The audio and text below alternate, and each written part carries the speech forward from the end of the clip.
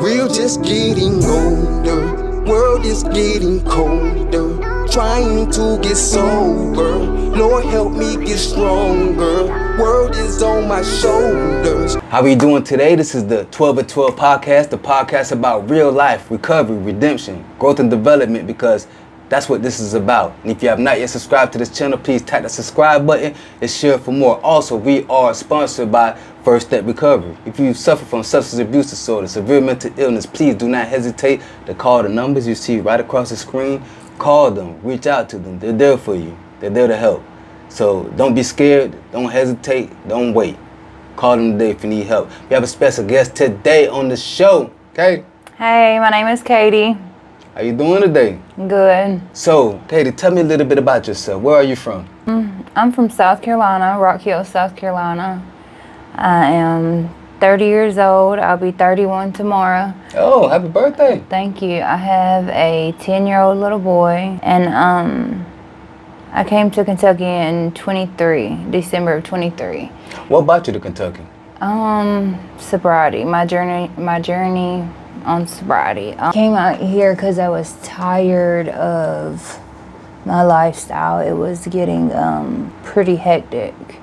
And I knew that I needed to tighten up and that I needed a geographical change because I couldn't get it nowhere near home. I had went back and forth from South Carolina to North Carolina, right there near Charlotte, near where my mother stayed. I always found a way to get high. I don't believe that there is good resources in the Carolinas. There are some, but the strength of recovery isn't as strong as it is here in Louisville, Kentucky. I was scared to come out here. I was so scared, and I didn't know nobody. I had got somebody's number from a program, district manager's number, off of like a brochure at some rehab in Charlotte, North Carolina called Anuvia. And I called her, and she was in Kentucky, and she was coincidentally from the Carolinas as well. She told me that I could come.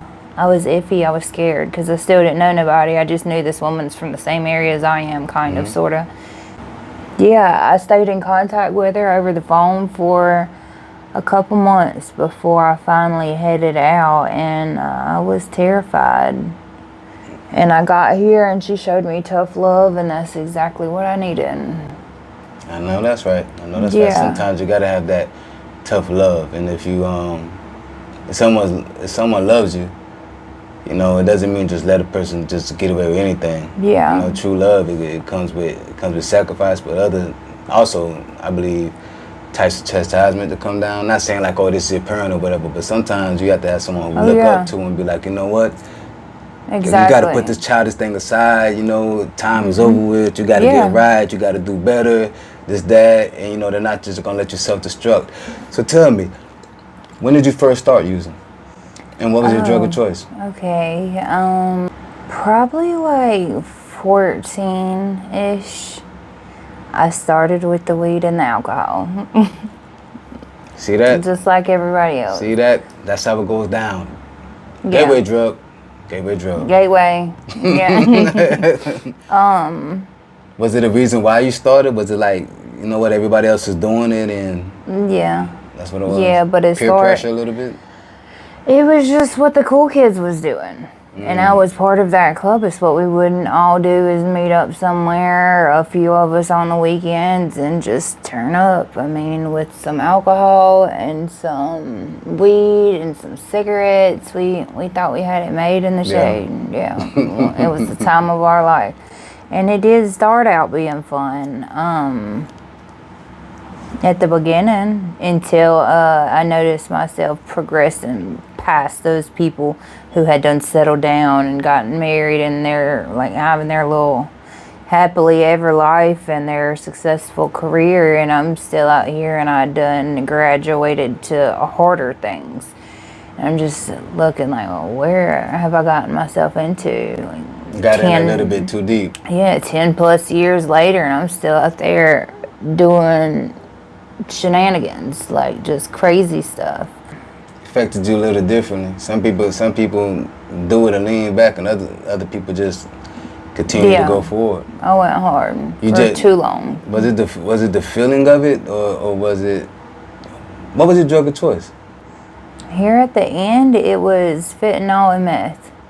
So was it more like it was just that feeling of, what was that feeling that you felt when you were using? A void of the unknown, really, because I never had experienced anything traumatic growing up. So it's just a feeling of getting high felt good to me, or getting drunk felt good to me. It was a good time. Yeah. If I was able to drink or get high or do any kind of narcotics or smoke weed for that matter, it was a good time. So anything that made good. me feel different. Yeah. Yes. It was basically like your escape from reality type thing. Yep. You know, that's what a lot of people. I know one thing. Me, I used to love to get lit too. And I used to be like, hey, I just love to party. Yeah. I just love to party, like to go listen to the music while I'm lit, things like that there. Yeah. And then I started like kind of looking into myself, but like, yo, why am I hurting myself, man? What's going on, man? Is it depression? Is it what's really hitting me? Where did it really stem from? Some type of rejection that might have happened. But then I realized, you know, because I'm like, you know what? Now it's past the getting lit point and being fun. Now it's I'm like, yo, I want to stop. Yeah. But I can't really stop. Yeah. You know, it's like, hey, every time I stop, it's like, yo, I'm getting tugged to continue forward. What do you think that tug was that was keeping you going? At the end, it was withdrawal. I noticed Physically? Yeah, it was. I had to keep going because I was starting to feel negatively without the drugs.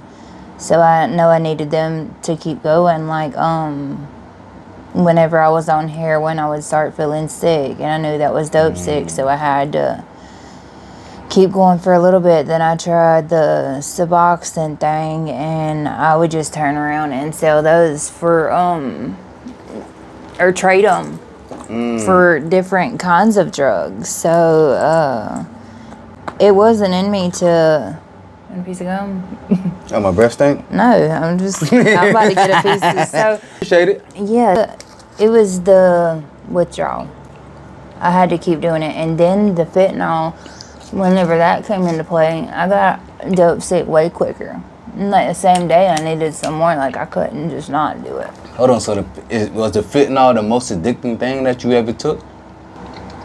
That's a hard question. Because the meth was addictive too, but it's different type of withdrawals. So, like, I've learned since being here that a lot of people they stay on meth the longest. But the hardest withdrawals is coming off of fentanyl, because those, like, I was in fetal position coming off of fentanyl before. Well, Yeah. fentanyl's a dangerous thing. I still don't really know what fentanyl. You know, I know they use it like.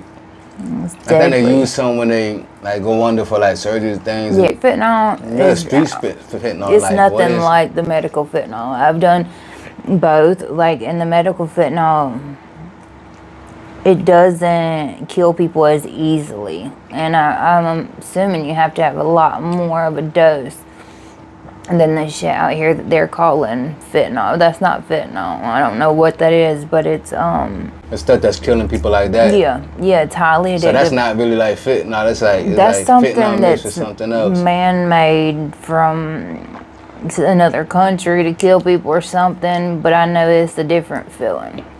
Oh yeah. Yeah, it's worse. It's crazy because like that's one of the leading causes of death. I actually seen something on YouTube. I'm gonna see if I got the link. If I do, I'm gonna throw it up. But the U.S. government just like teamed up with Mexico or something and went and bombed the fentanyl labs, like literally taking them out, because it's like it's a way that they're literally like trying to unalive mass people at a time, and they're sending it here to America. Yeah. And people are just dropping like flies. Yeah. And it's in everything. They're throwing it in everything. In the dead of night, explosions echoed across Michoacan and Sinaloa. Unseen and unannounced, CIA drones had arrived. Within seconds, entire cartel compounds were flattened by laser-guided bombs.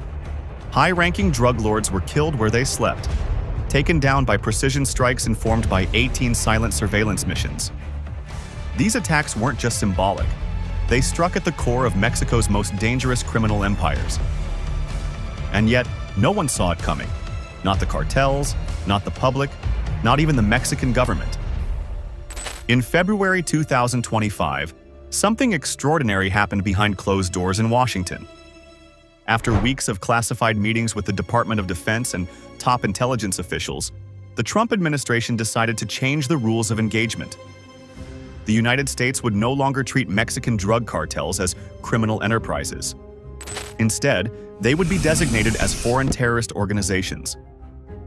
This wasn't just a legal move, it was a message, and it came with consequences. The change in designation unlocked a toolbox previously reserved for operations against jihadist groups like ISIS and Al-Qaeda. Military-grade weapons, surveillance technologies, and unrestricted drone strikes were suddenly available for use, not in Afghanistan or Syria, but just across the U.S. southern border. For years, the cartels had operated with impunity, flooding American cities with fentanyl and methamphetamine. Now, the government was prepared to meet that threat with military force. The driving reason was tragic but straightforward. In 2024, over 80,000 Americans died from fentanyl overdoses. Communities across the country were overwhelmed. Funeral homes were full. Hospitals were stretched thin. Law enforcement agencies had done what they could, but the drugs kept coming. The administration saw the cartels not just as smugglers, but as mass murderers operating without borders. They believed the only way to stop the flow was to take the fight to the source. The MQ-9 Reaper drone was chosen as the primary weapon. Capable of staying airborne for over a day and armed with Hellfire missiles and precision-guided bombs like the GBU-12, the Reaper was an ideal tool for a mission that required both reach and restraint. These drones had proven effective in counter-terrorism missions across the Middle East. Now, they would be turned toward cartel strongholds in Michoacan and Sinaloa. Intelligence gathering had been underway for months. High-altitude U-2 reconnaissance planes and advanced satellites traced cartel convoys, monitored communications, and located drug labs hidden deep in rural terrain. 18 covert surveillance missions fed real-time data to Pentagon planners. By the time the drones were launched, they had exact coordinates. The strikes were scheduled for nighttime. Officials believed this timing would limit civilian casualties and maximize the element of surprise. When the drones crossed into Mexican airspace, no warning was given. Moments later, explosions echoed through cartel compounds. Warehouses storing fentanyl precursors erupted into fireballs. Safe houses used by senior cartel leaders were reduced to rubble. The operation was swift, lethal, and The press Roxy's, they call them the blues. I heard that, like, because they're called press pills because they have like a machine that presses them and packs something together with fentanyl in it. And I heard every, like, I'm just gonna say a random number, 6 or 10 or 15 pills, they'll make just a straight fentanyl pill. So like you can buy a bag and you can do a pill that he's doing and he's gonna die instantly, and the one you ain't is pressed. It's got some other stuff in it. So Man, yeah. so it's like playing Russian roulette when you taking those things. Yeah, definitely. I've overdosed off of just one pill alone before. So when you were overdosing, how did you know you were overdosing at the time? How did you feel? I never knew until I came back. It was just like, you was like, 1 second you were there and next second you was like blacked out? Yeah. So I never wanted to die, so I would always keep some Narcan or 2 or 3 in the inside zipper of my bag. And if I was getting high, I would tell somebody that there's Narcan in my bag, especially if I was like going to the bathroom by myself. And so they would know to hit me with it if I did become unresponsive. But I would never get the feeling like, oh, I'm about to overdose. Somebody get the Narcan. I never knew that. I just knew whenever I came back and they're like, hey, we just Narcaned you. Oh wow.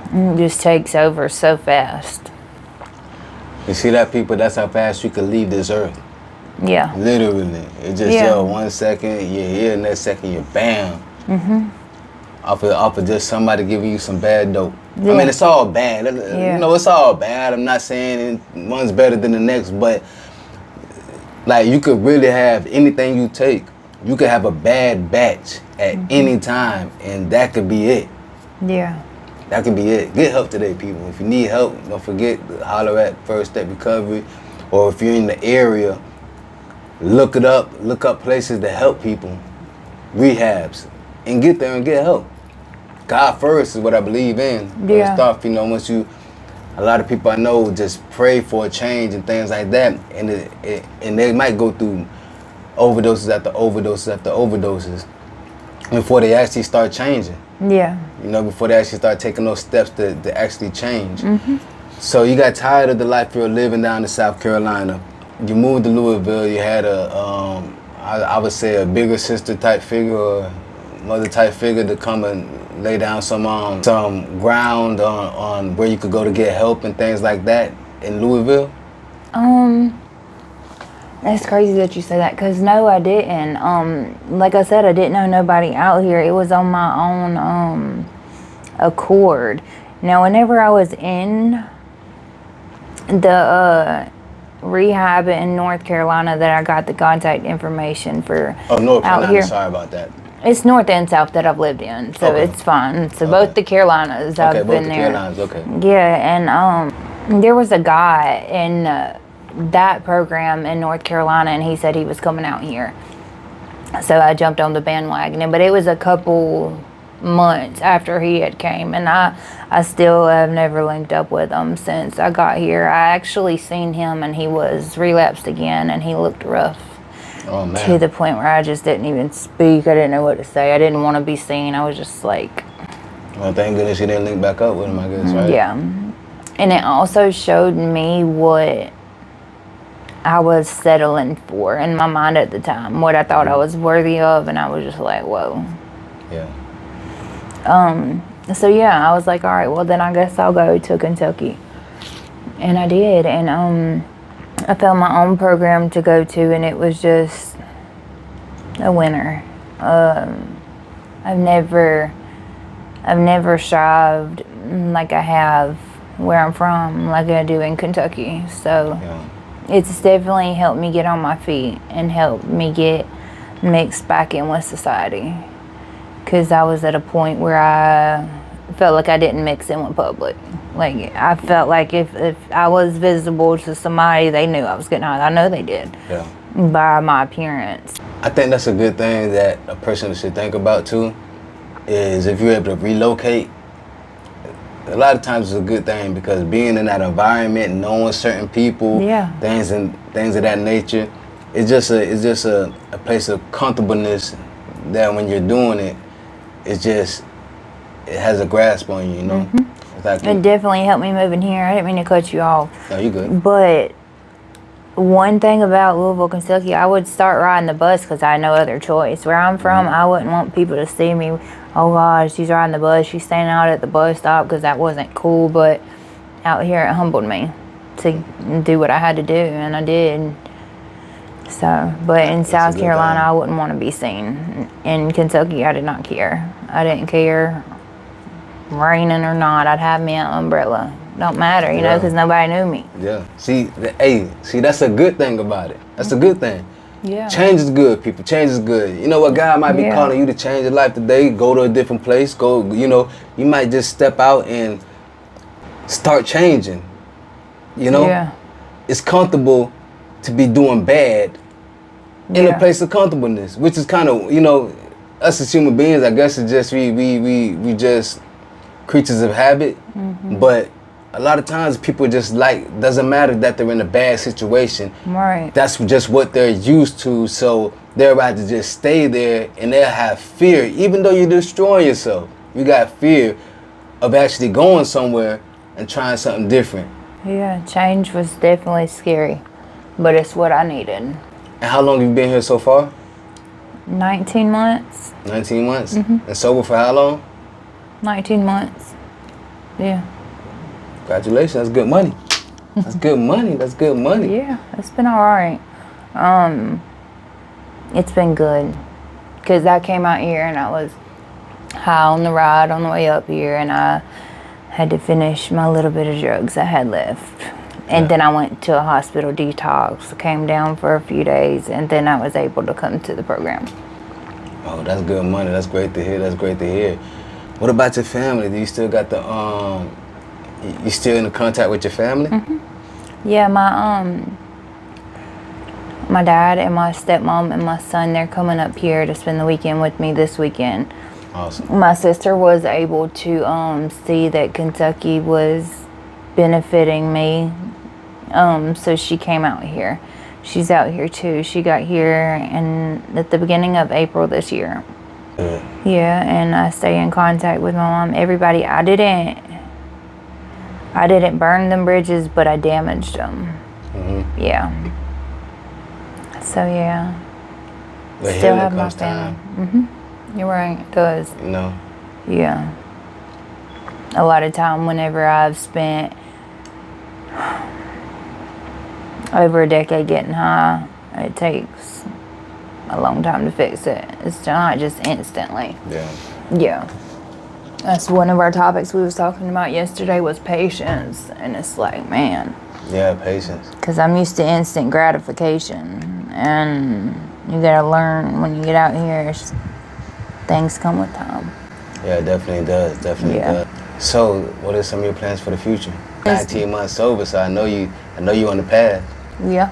Number one is to stay clean and sober first and foremost. And since I've been here, it's been a thought